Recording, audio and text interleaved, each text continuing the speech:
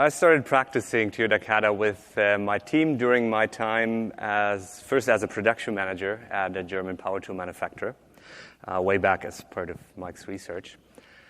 And then a couple of years after that, just a little bit into our practice, the company offered me to take over the role of the plant manager. And at that time, the plant was well established as one of the top lean go-to sites in Germany. 2,000 people about a year touring the plant to see what we had done with lean, practicing Kata. So I thought, hey, take the job. It's going to be a smooth ride, right? I was wrong. So we had an unexpected change in CEO, and the new person coming in right away started a cost-cutting program to improve profitability. And that first and foremost sparked some heavy competition between my plant and our plant in Eastern Europe. And so we had a continuous improvement process. Of course, that's why all the people were coming. But we had to have a different game now. Secondly, that CEO had an ambitious plan to push the company's top line through the 1 billion euro revenue mark. And to do so, he kind of pressured R&D to put more new products on the market faster, which worked a couple of times. But then on one particular ramp-up, it kind of hit the fan big time. And we had to go for the first company's recall in the 80 years of company history. Of course, then had to immediately replace the products we were recalling, which put us in great mischief about deliverability. And guess who gets blamed for that? Production, right? So while trying to improve our cost position, we at the same time had to start a complete new game of reducing lead time. And that not enough, 2011, that was about the time, Fukushima blew up, crippled our supply chain because our number one ball bearing supplier had their plant in the Fukushima region shut down, and guess what? No ball bearings, no power tools, right? So today I want to share with you what happened, how we kind of put Kata to the test when the heat was on, why I was glad we had practiced improvement Kata before, and why I was so glad I had some managers around me that had practiced coaching Kata, because I can tell you, when the heat is on as a manager, it's super hard to coach and not to tell.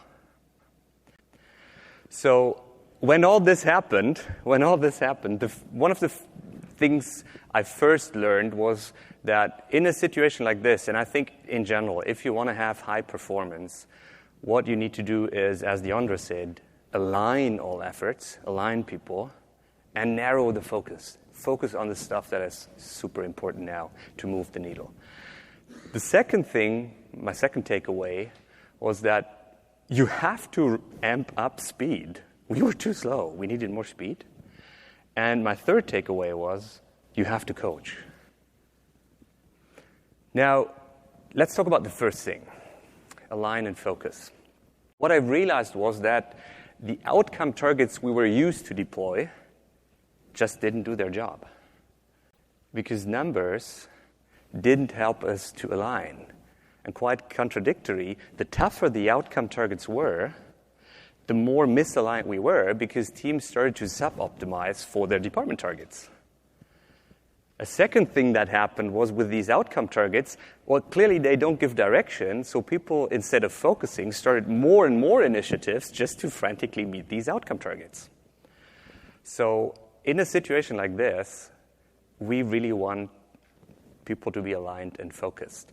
Now, don't understand me wrong here. This is not about, defining 3 top initiatives and then cutting everything else. That doesn't work. You don't get enough done then. So basically what you want is you want everybody on all levels to participate, to be involved, and focus on what is important on their level. Now, for that to succeed, of course, you have to teach people how to focus. What should they be focusing on? And that was the time when I really started to appreciate the first 3 steps of the improvement Kata. So let's take a look. The main focus shift we had to do was from focusing on outcomes to focusing on processes. Because an outcome target achieves nothing. It's an abstract description of reality. It's not reality. And unless we focus on the process and change the process, we will not have sustainable results. And, this is exactly what we learned through practicing step 3, which is establish a next target condition. It's target condition for the process. So when I think of target condition, I really enjoy the picture of the lever and the stone. The stone is the metric, the outcome we want to move. The lever is the process we have to change. So a good question for a coach to ask here is, how do we need the process to run for the stone to move? So then how do you find these desired pictures for the process? Well, we learned how to do that, and we could teach people how to do that by practicing step 2 of the improvement kata, which is grasp current condition. So people started to understand through practicing this what their processes really were, how the process currently were running, and that started their thinking, we can't leave it that way. This should be different here. Now, of course, all this wouldn't make sense if all these efforts wouldn't align on each level to what we had in mind on the next higher level, as Yonder mentioned this morning. So basically, what we want is this cascade of desired pictures for the process. So summarized in a way, you could say, why I really appreciated that we had practiced the first 3 steps was because they gave us, or they developed in our teams the skill to align efforts and to focus on the process. Now, the second thing, as I said, what I learned was we needed speed. We needed more speed. Much more speed. And that is what step 4 of the improvement kata helped us to practice. Basically, to experiment towards a next target condition. Now, again here, I think we sometimes mistake action for speed. This is not about creating action, okay? So pushing people to execute faster and checking in on them more often can be very dangerous in an unknown zone when things are changing and when the challenge is hairy and big and people don't have a solution. It can be really dangerous. So I learned we shouldn't focus on speed of execution. What we really need here is speed of learning. Speed of learning. And speed of execution and effect is a byproduct of speed of learning. If we learn faster, we'll understand better what the obstacles are, understand better what the root cause is, come up with better solutions, and that will help us to meet our targets. So how do you create speed of learning? Well, the trick here is to develop a more scientific way of navigating through this unknown zone. Now, to make this a bit more practical for you so you can check with your team, there is actually 2 different sounds between the left side and the right side, okay? And you can check by the sound how your team is working. So let's try it. If a team is working speed of execution on the left side, the sound is like this. Oh no. Okay, can you do that? Come on. Oh no. Can you feel how this is pulling you down? The sound on the right side is this. Poke. Okay, so you poke reality, it pokes back, and you learn something. Okay, let's do it. You really have to smile and have bright eyes, okay? Come on. Poke. Can you feel it? See, this is the emotion, the feeling of curiosity, exploration, and learning something new. And this really is what step 4 of the improvement kata is about. It increases speed of learning because people learn how to scientifically explore, and they start to feel confident to do so and enjoy learning.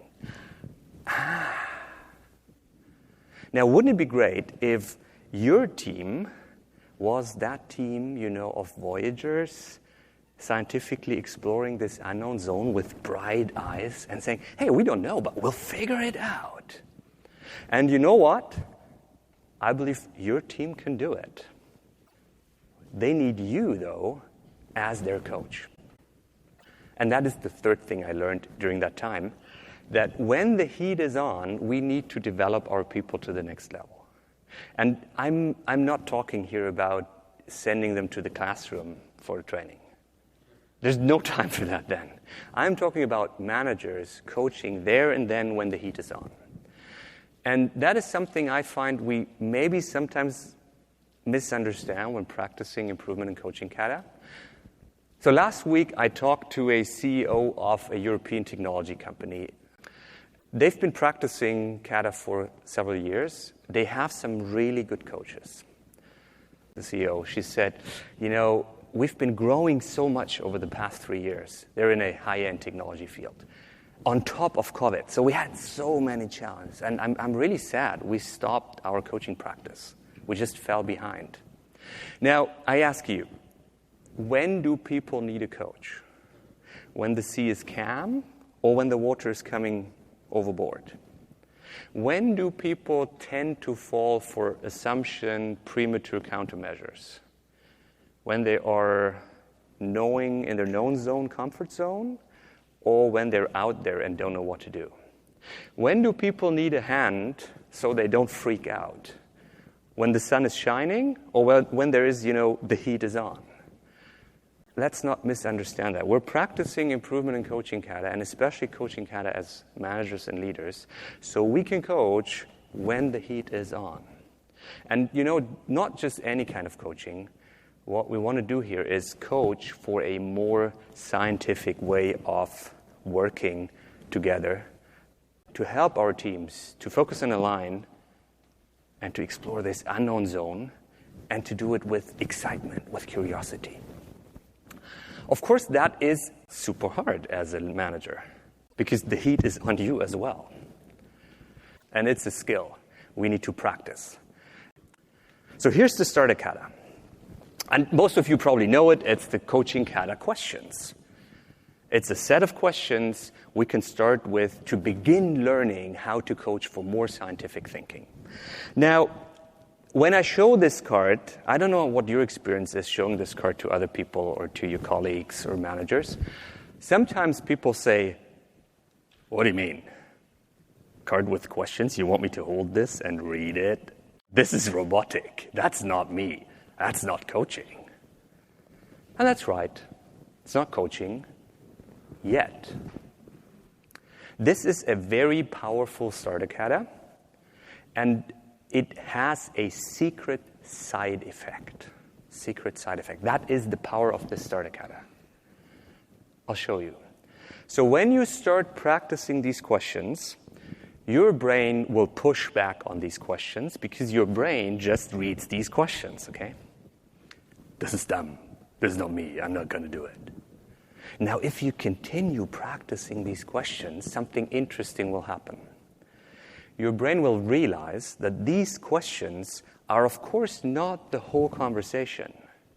But these questions are like lighthouses in the storm out there of the conversation that you can use to navigate and stay on track as a coach instead of telling people what to do. So you can stay on track by using these lighthouses to navigate through the tough coaching conversation. If you keep practicing even further, the magic will happen. And your brain will start to transform these questions into a mental model. And that is what I call the 5-phase coaching Kata model. It's a coaching model that you can use to coach for more scientific thinking in any kind of situation. And I'll try. I don't know if I manage here because it's super hard, instructional. We need to experience this. Just like we need to experience this feeling of poke. Okay, there's a similar feeling on the coach's side. I'll try to show you a little bit of the power of this model. Imagine you and your team are meeting in a meeting. You're the boss here. This is a daily huddle or something. You're talking about targets, deviation, issues. Now, one of the team members here responsible for one of the areas says this. No worries, boss. I got this. I will train my team to execute the process correctly. You think, oh, come on, you told me the same thing last week and it didn't work. I've heard it so often. We'll train him. We'll train them. Now, is this a good step? Will it solve the problem?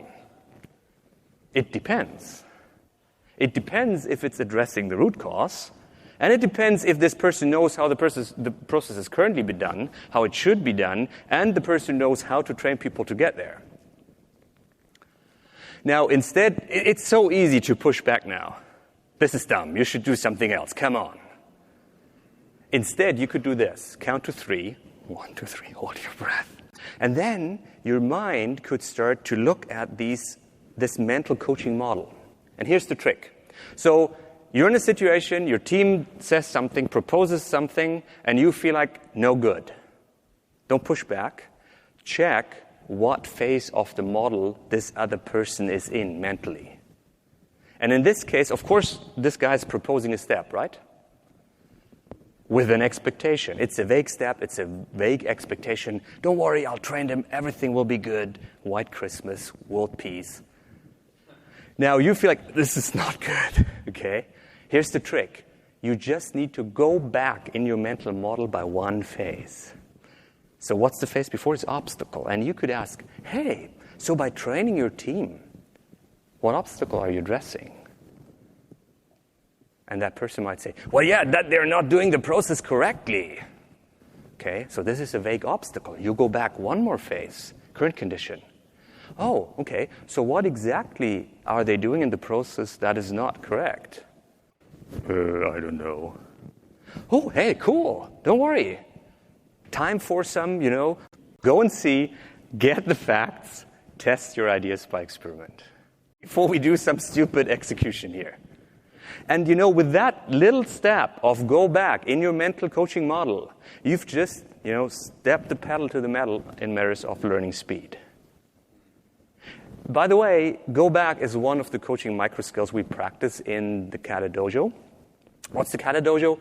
It's a flight simulator for coaches. And when I looked at how skill is trained, and you can look to any professional area where pros are working, you can see that they have a room for repetitive practice. So athletes go to the gym. Heart surgeons, you don't study heart surgery and then you try it out. Pilots go to the flight simulator even if they have lots of hours of flight. So I wondered, where do managers and coaches go? Seems like management training is the only place where we try to transfer a skill through talking in the classroom and then send them to the game.